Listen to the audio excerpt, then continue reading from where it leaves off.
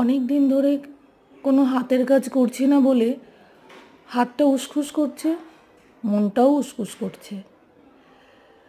তো মেয়ের সিংহাসনে প্রচুর শিব বাবার জন্য এই আসনটা বানিয়ে ফেললাম। ছেলেকে বললাম, বাবাই আমাকে একটু উল এনে দে আর কুশ কাটা এনে দে, এখানে কিছুই নেই।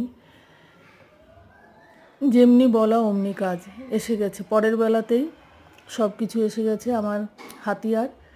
তবে এই হাতিয়ারটা বেশি ভালো না, কুরুশ কাটাটাও বুঝতে পারেনি।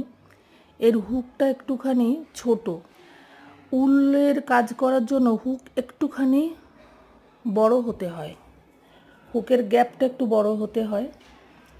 তো যাই হোক, যেমনই এসেছে একটু অসুবিধা হয়েছে বুনতে, মাঝে মাঝে খুলে যাচ্ছে।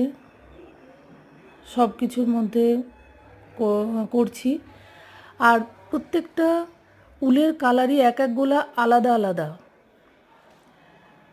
তো ক্লাস শেষেও বসে গেছি, এই যে আমি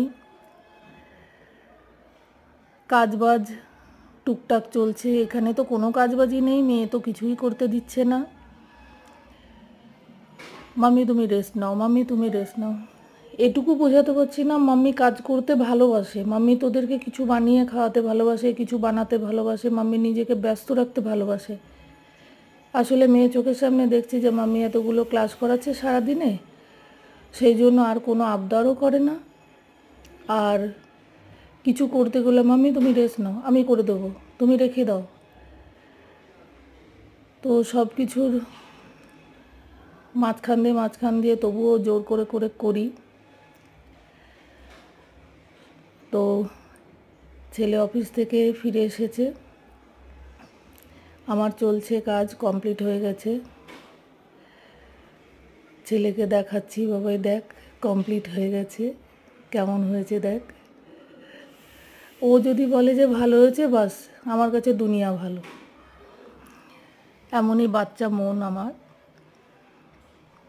আমার এটা কমপ্লিট। এখন সোমবারে শিব বাবাকে এতে বসাবো।